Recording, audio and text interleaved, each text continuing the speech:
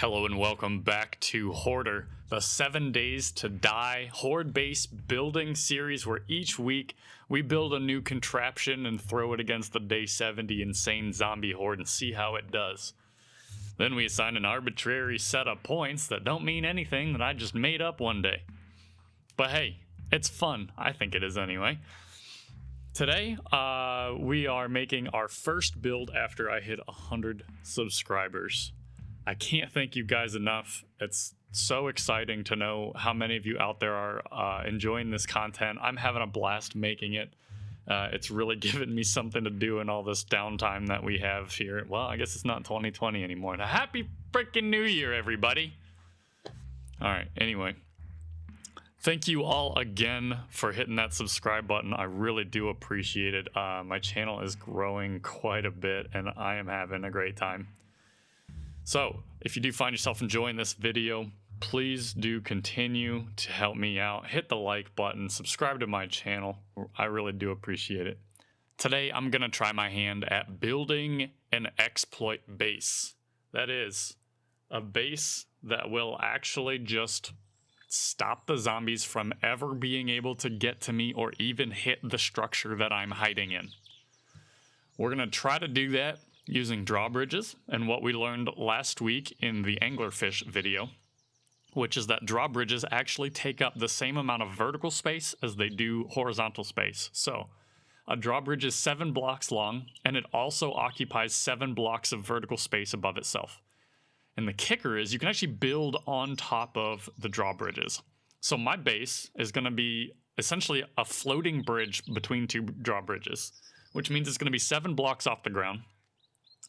And there's going to be no physical connection between the supports and the actual base. And I think that that's going to break the zombies. So we're going to try that today. Let's get started.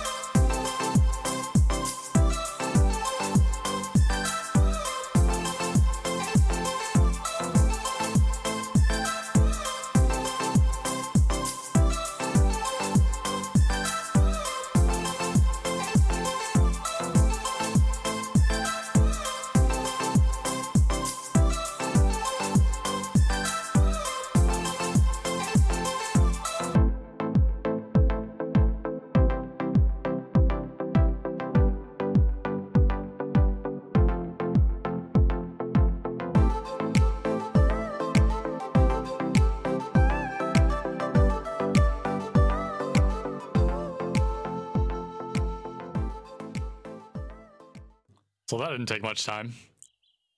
This is my idea. This is the cheese base. I think ideas like this maybe existed in the past. I feel like I remember a Jawoodle video where he was in his park and he made some kind of a ladder thing that did something similar to this. I'm pretty sure it's been fixed since then. I don't think you can just do, or maybe it's blocks, but I think the old one was just like this. It might have been with ladders though. And you stand in the middle, and the point is that the Zeds just path underneath you and kind of spin around all night and don't really do anything, right? I'm pretty sure now they'll go find those pillars and they'll take them out from under you.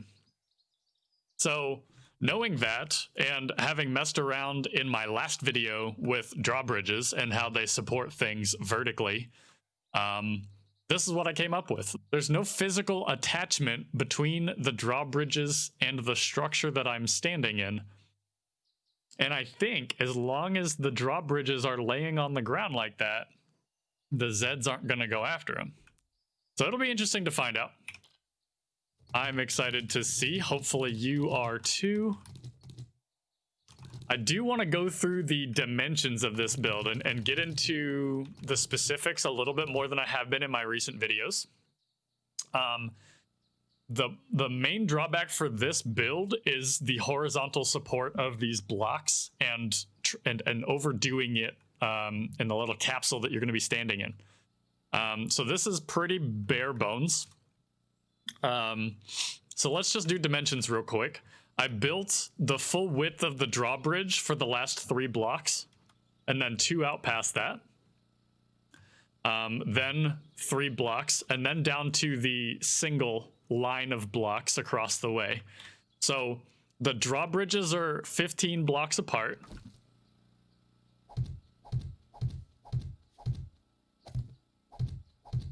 Nine, 10, 11, 12, 13, 14, 15. So that's the 2 rows of 5, the row of 3, 3 single blocks, 3 more rows of 3, 3 more single blocks, a row of 3, and 2 rows of 5. The other thing that is helping the support of this base is the fact that I built the roof out from where the drawbridge is still supporting it vertically. So now the horizontal support for all of these blocks is actually coming from over here instead of additionally weighing on this single row right here. It's very easy to make this base collapse. So if you're going to make any alterations, you might actually run into a lot of difficulty when it comes to that. So the roof is it's in line with the last 2 blocks of the drawbridge and 1 out past that, 3 blocks tall. I do believe having the block here, it actually adds, it supports this block vertically, so it gives you another block worth of horizontal support. The other thing that we did to save weight was instead of using a bunch of reinforced plates, we've got these garage doors here. They are upgraded fully. I think each one has 2,500 health, so they're still going to be pretty darn robust, even though it's a big surface area. Only the cops really are going to hit them, though, so not too worried about that. But as it turns out, the garage doors, for whatever reason, only weigh 5 units, 5 something. I don't care if you use kilos or pounds, it's 5. Which is great because the typical concrete blocks or rebar are double that. So in order to fill this door's space with plates, we would have had to use 10, 20, 30, 40, 50, 60 pounds. And instead we're using 5. So that's awesome. We've got plates here. What we could also do is more of the garage doors and then just open them up when we're gonna walk out. That's a definite option. Then you would be entirely encased in there. You also see we've got a block missing out of the middle here, just in case we want to throw pipe bombs and stuff. Our generators are totally encased in concrete and steel because I think if the drawbridges go up, they might the zombies might see them as the pillars that they are and attack them and bring the base down, which would be bad. If we lose either one of those, this whole thing is coming down, and we're screwed. So whatever we can do to prevent that from happening. That's pretty much it. We have an SMG turret for anti-air. We're just gonna hang out in here, throw some pipe bombs occasionally. Oh, the drawbridge orientation, I think, is gonna end up being pretty important. The reason they are facing the way that they are is because if zombies come from any direction where they need to path over or around those drawbridges, we want the railings to not prevent the zombies pathing from happening, right? If these drawbridges were perpendicular and the zombies hit them like this, they might get stuck, they might take a few swipes, maybe they would jump over, but we don't want any of that happening, right? So hopefully, if the zombies get over here and the bridge is in their way, they'll just kind of hit it, glance off, run around, and keep going, right? So the drawbridge orientation, I think, is going to be pretty important. I think those are all of the features that I really wanted to call out. This is a pretty darn simple base. We only used 119 concrete cubes, a couple vault doors. I mean, there's really not much to this base. So I am ready to go ahead and do the day 7 test with this one. We'll see how the zombies behave. And then I'm not exactly sure about the actual horde for this video. It might not be all that entertaining if they're just gonna stack up underneath me and I don't have to do anything. So we'll see how it goes. I'll probably throw some pipe bombs, maybe do some rocket launching, but it might be a much shorter horde than they have been in the past. So let's jump right in and see if the zombies do anything unexpected. Okay, day 7, here we go. Our body is in the little cubby up there. We're in our free cam to see how these zombies do. I'm pretty excited for this one. Let's see how it goes. Let's see. The floating base. I'm like a magician. Come at me, Zeds. Oh, we got spitter already. Okay. All right, so they're running nice and parallel to the railings on our drawbridge. That's great. And they are just all kinds of messed up down here, man. Now, here's something I'm just thinking about. If there are demos in this mix and there's zombies taking swings down there because they're mad, there is a chance that they'll hit the demos button, which might cause some problems for this one. But if they blow up in the middle there, I do believe our drawbridges are out of the explosion radius. So our drawbridges at least wouldn't be hit by it. This is crazy, man. I could just sit here. I could literally do nothing.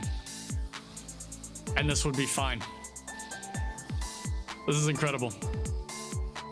I did it. I won 7 days to die. And I'm sharing it with you.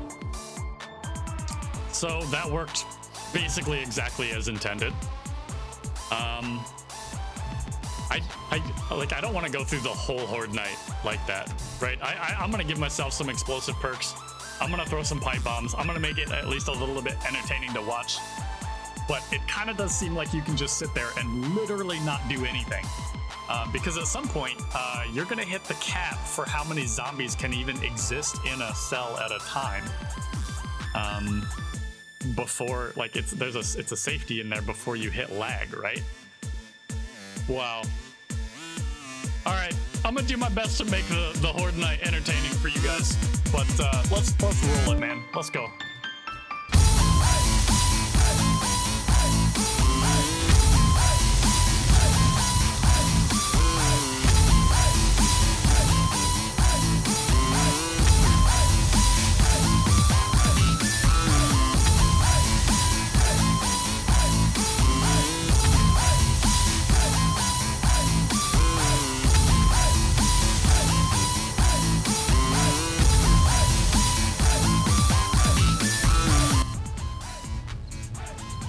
I'm back. What'd I miss? Anything? You guys still here? Oh, there's another demo down there. I hear him screaming. You wanna know how many fucks I give? Ask me. 0. The answer is 0. Because I am a god of the apocalypse. This is riveting gameplay.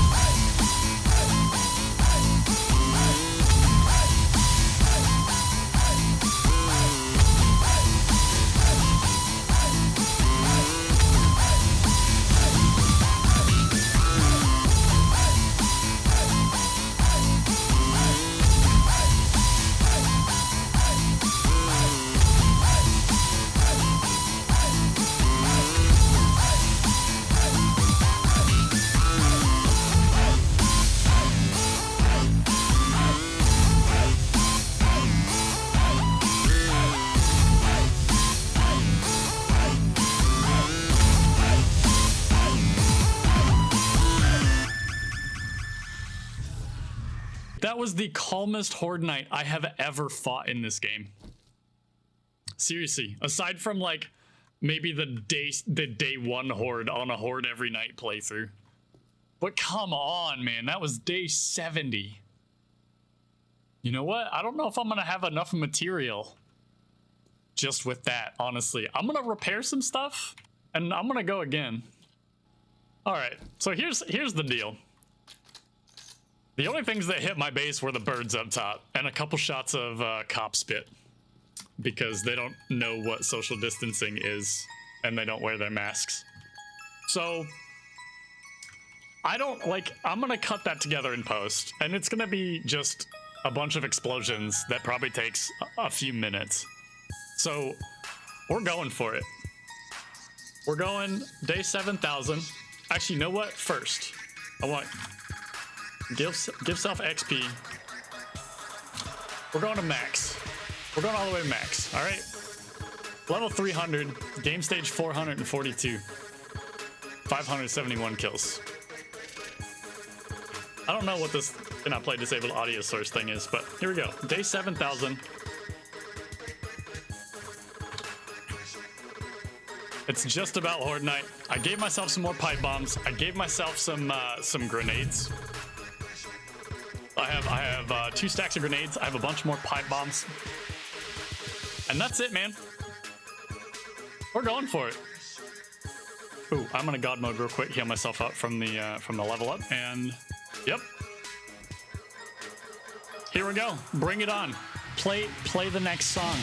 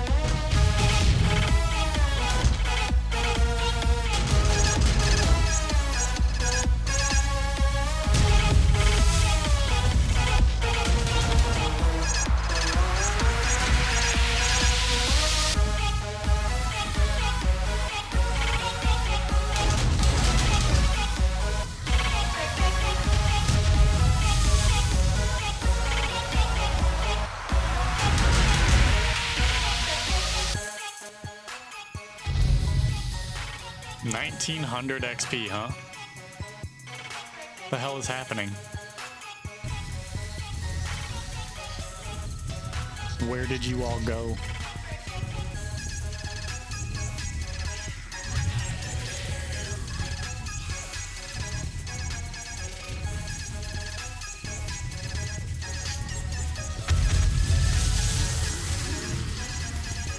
All right, I'm gonna risk it. Oh, hello.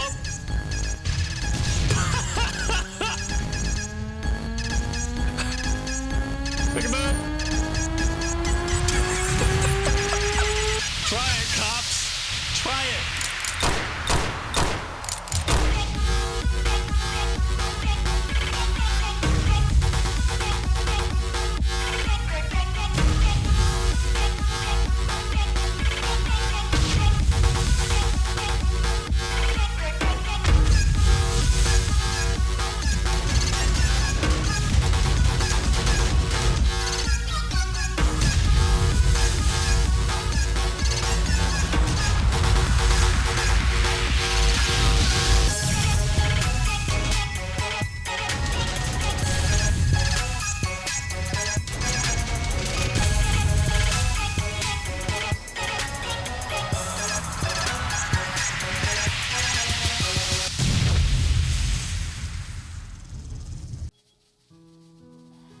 That's the daytime bell.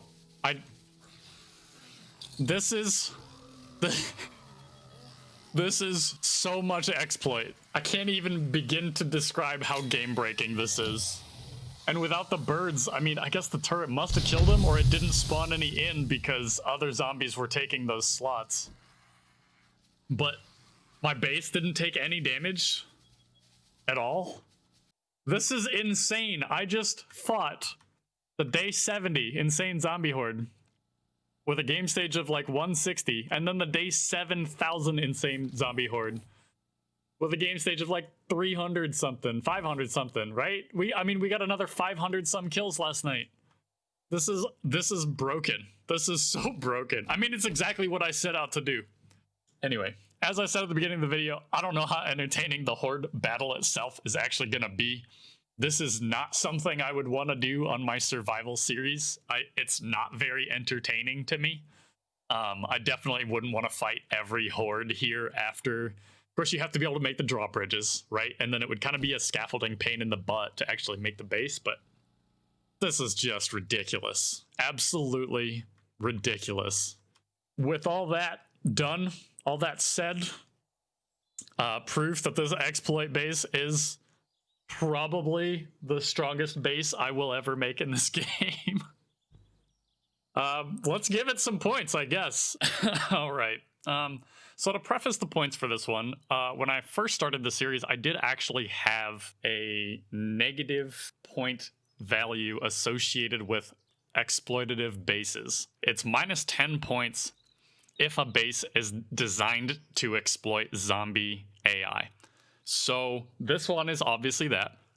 That new point value is going to be in the description of this video. With that preface out of the way, let's go. This base used all of 1 stack of iron and 2 stacks of concrete.